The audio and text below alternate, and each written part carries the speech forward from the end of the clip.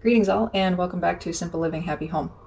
For anybody like me who has a lot to keep track of but hates paper clutter, a notebook that is erasable and reusable can come in really handy and actually solve a couple problems.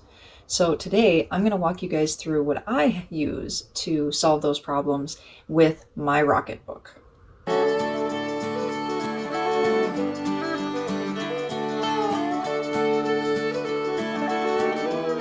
As a mom, homeowner, working professional, and manager, I have a lot to juggle.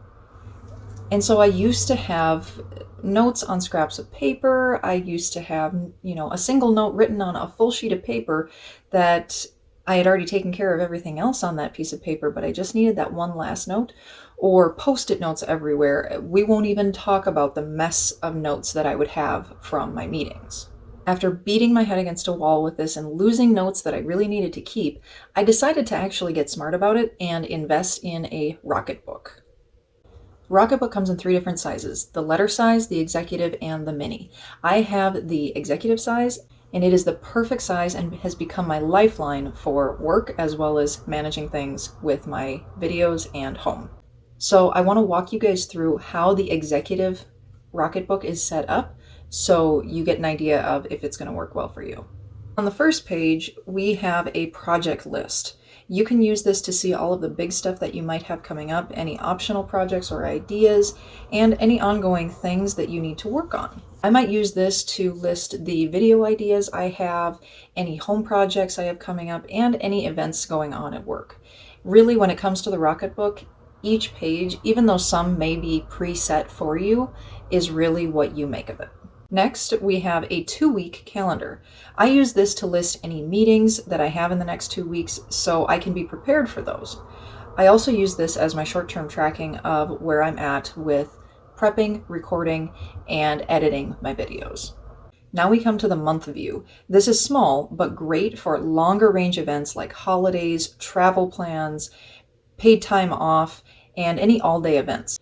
I usually have this rotating, so after a week is over, I'll erase just that week and fill in the next week for the following month, so I can always see a 4-week time period at any given time. Next, we have a goal or project outline.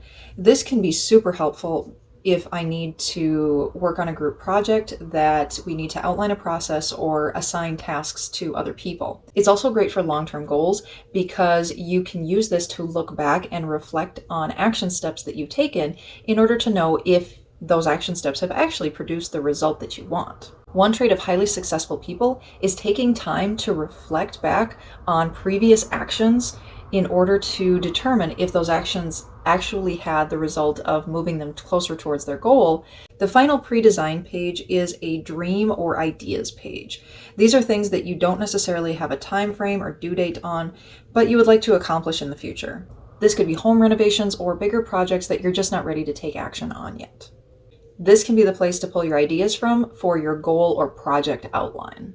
The rest of the pages that follow are either dot grid or lined to allow for note-taking or making lists.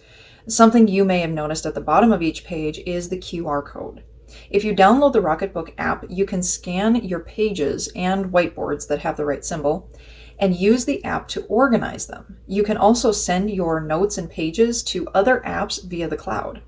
You don't have to have the app to make good use of the Rocketbook. I don't use the app because most of the things that I take notes on have patient information or are patient related, and I don't want to be uploading them to a digital format that could get hacked.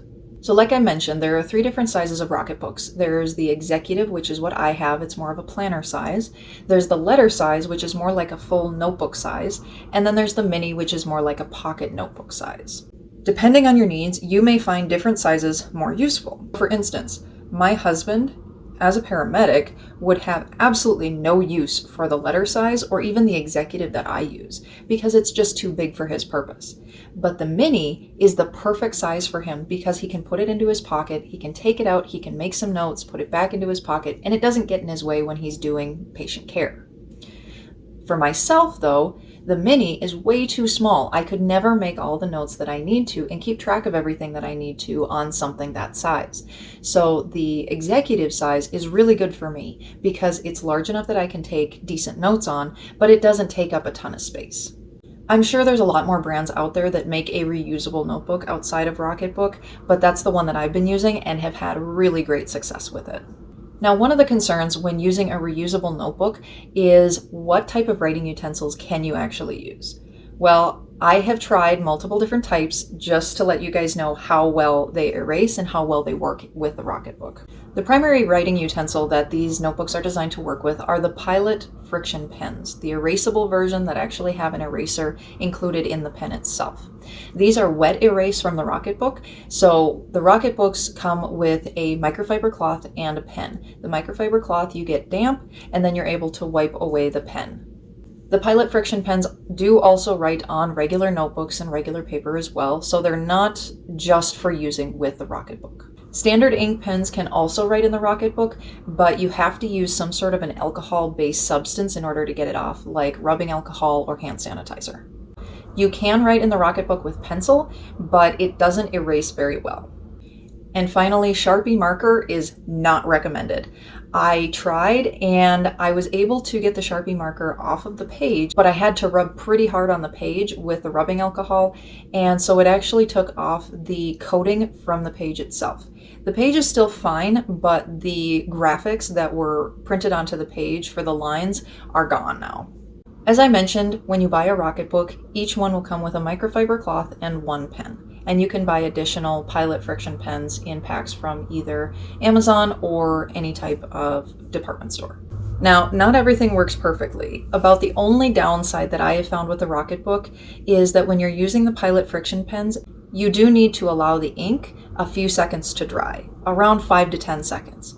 Which, when you're writing from top to bottom on one page, isn't too big of a deal, but when you're going from one page to turning that over in the next page, then it can slow you down. All right, so that's my Rocketbook. I hope that was helpful for you guys to know whether or not this is something that would be beneficial for you. It makes it a lot easier for me to keep track of things I have going on at work, with my videos, and projects that we have at home. Don't forget to like and subscribe so you don't miss out on anything to come. I'll see you guys soon.